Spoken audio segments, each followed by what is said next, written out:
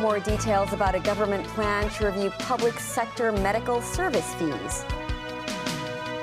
Cathay Pacific says it's completed the flight consolidation schedules for January and February. And the top U.S. diplomat calls on Israel to make some hard choices for post-war Gaza.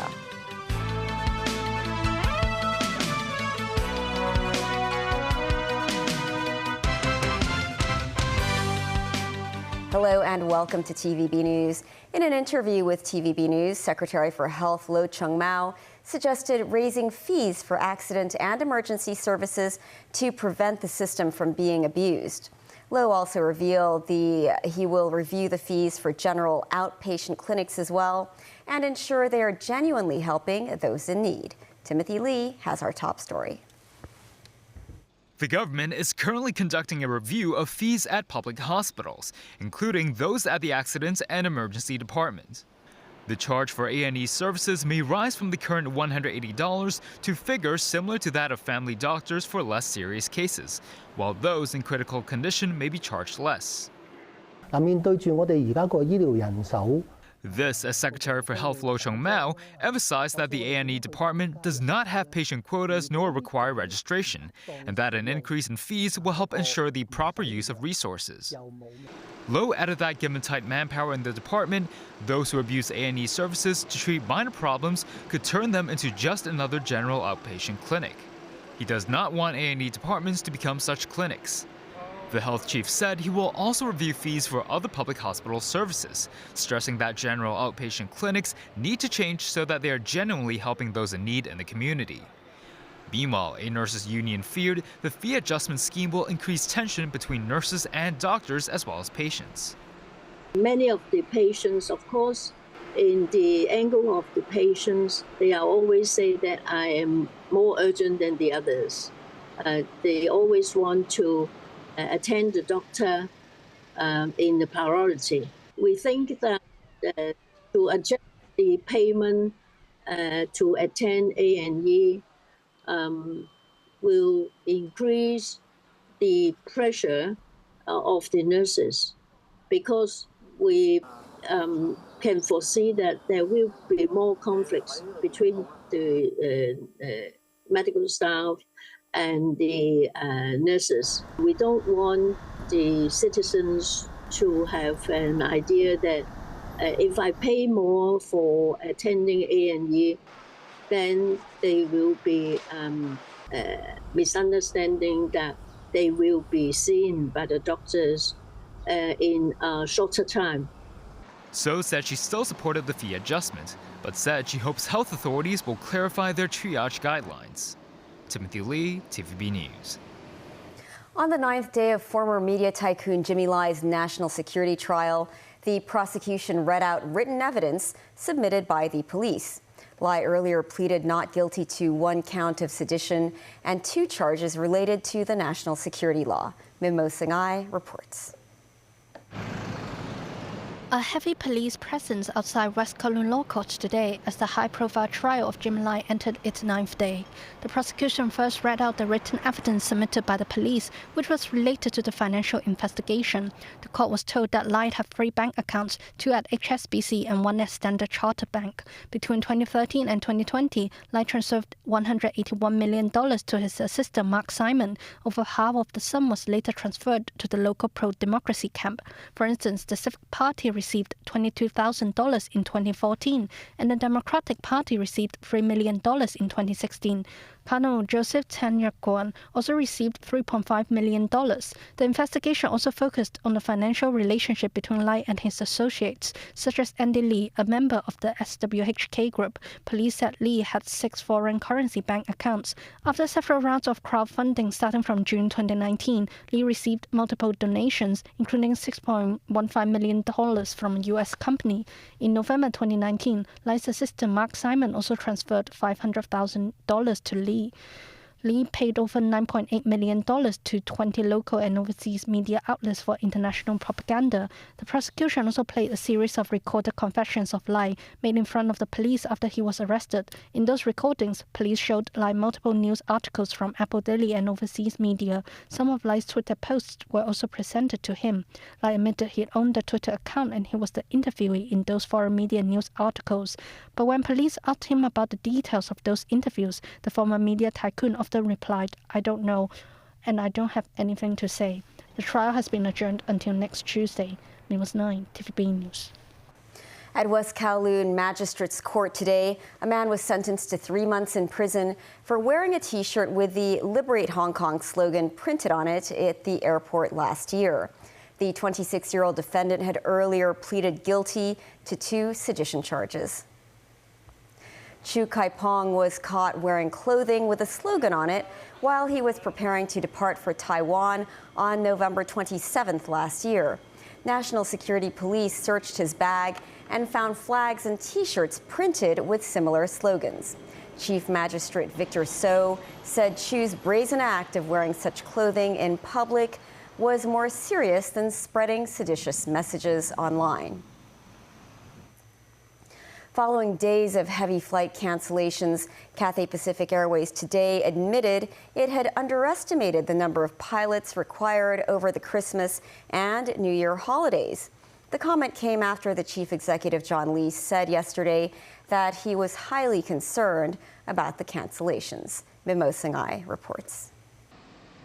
Cathay Pacific Airways said today they have consolidated their flight schedule for the next few weeks, and it includes cancelling an average of 12 flights a day in January and February.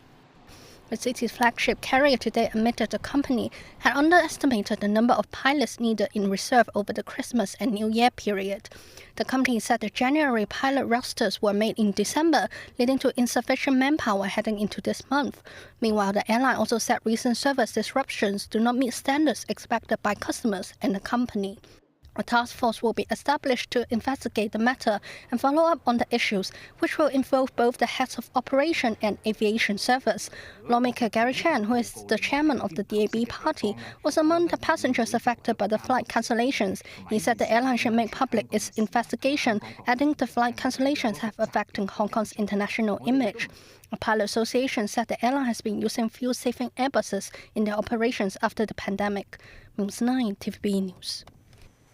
U.S. Secretary of State Antony Blinken has called on Israel to make some hard choices for post-war Gaza. Blinken met Israeli Prime Minister Benjamin Netanyahu and Defense Minister Yoav Gallant after meetings in Jordan, Qatar, United Arab Emirates, and Saudi Arabia. He said the Arab countries were willing to integrate Israel into the region in tandem with an independent Palestinian state. More than 23,200 Palestinians have so far been killed in the war, triggered on October 7th after Hamas raided Israel, resulting in 1,200 deaths and 240 hostages being taken. Nazvi Karim with more. As Antony Blinken sat with Israeli leaders in Tel Aviv, he had the basic framework of a post-war peace plan worked out. A plan that neighboring Arab countries were buying into that would involve Israel's integration into the Middle East. Blinken hinted that the ball is very much now in Israel's court, the key sticking point being the establishment of a recognized Palestinian state, something hardline Israelis in the current government oppose. As I told the Prime Minister, every partner that I met on this trip said that they're ready to support a lasting solution that ends the long-running cycle of violence and ensures Israel's security. But they underscored that this can only come through a regional approach that includes a pathway to a Palestinian state. These goals are attainable, but only if they're pursued together. To make this possible, Israel must be a partner to Palestinian leaders who are willing to lead their people in living side by side in peace with Israel as neighbors. And Israel must stop taking steps that undercut Palestinians' ability to govern themselves effectively. Blinken reiterated U.S. demands to Israel that it limits civilian losses in its bombardment of Gaza. But the death toll continues to rise, with Gaza health officials saying 122 Palestinians were killed over the previous 24 hours. It includes the mother, 3 daughters and 3 grandchildren of a well-known Gaza dentist, Jamal Naim, seen carrying the remains of one of his adult daughters, whose house was bombed in the central region of Deir al-Balah. On the front lines, Israel's military, the IDF, said they lost 9 soldiers, 6 of them engineers killed during an explosion in a Hamas tunnel. It said almost 190 IDF soldiers have been killed in the ground war so far, as Israel cuts down on operations in the north and focuses on central and southern Gaza. On Israel's northern border with Lebanon, an IDF strike killed at least 4 members of the Hezbollah group. This after the Iran-backed militia hit an Israeli base with drones in retaliation to the killing of Hezbollah commander Wissam al-Tawil, whose funeral was held on Tuesday. Meanwhile, at the United Nations, the US was asked to explain why it vetoed a resolution last month that would have called for a humanitarian ceasefire. US envoy Robert Wood defended the veto, saying it was striking that those urging an end to the conflict have made very few demands of Hamas. China's envoy Geng Shuang expressed the country's disappointment and regret over the US veto. Nazvi Karim, TVB News. The White House Chief of Staff has ordered cabinet members or secretaries to notify his office if they can't perform their duties. This as the Biden administration launches a policy review after the belated discovery of Defense Secretary Lloyd Austin's hospitalization. Now, it's been revealed that Austin's secretive hospitalization was for prostate cancer surgery and later to treat a urinary tract infection related to that operation. More from NBC News. Tonight, the mystery surrounding Secretary of Defense Lloyd Austin's secretive hospitalization revealed he was being treated for prostate cancer. His doctors say he was diagnosed in early December, but defense officials say he hid the illness from top Pentagon officials and even the president. Nobody at the White House knew that Secretary Austin had prostate cancer until this morning.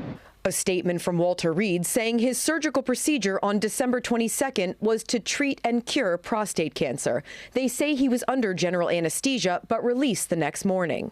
But on Monday, January 1st, Austin was rushed back to Walter Reed via ambulance with severe pain, suffering from an infection and fluid buildup that was impairing his small intestine.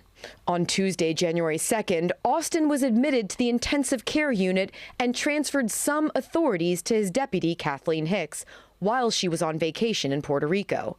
But Hicks and the White House were not told he was in the ICU until Thursday, January 4th.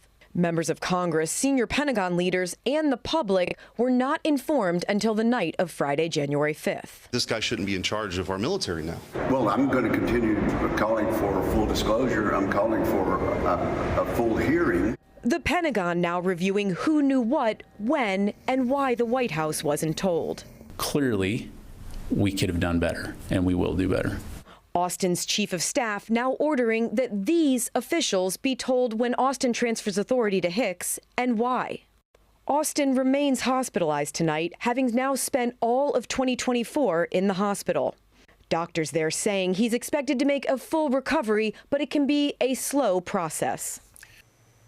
Staying in the U.S., space agency NASA has added more delays to its Artemis moon program, scheduling 2026 for its first astronaut lunar landing in half a century. This comes as spacecraft from Elon Musk's SpaceX, Lockheed Martin, and other contractors face development challenges. NASA had planned to send 4 astronauts around the moon late this year, but pushed the flight to September 2025 because of safety and technical issues. The first human moon landing in more than 50 years also got bumped from 2025 to September 2026. NASA Administrator Bill Nelson noted the delays will provide Artemis teams with more time to work through challenges. NASA is relying heavily on private companies for its Artemis moon landing program for astronauts. SpaceX's Starship mega rocket will be needed to get the first Artemis moonwalkers from lunar orbit down to the surface and back up. However, the nearly 121-meter rocket has launched from Texas only twice, exploding both times over the Gulf of Mexico. Still ahead, President Xi Jinping meets the new leader of the Maldives in Beijing. South Korean's opposition leader released from hospital after being stabbed on the campaign trail last week.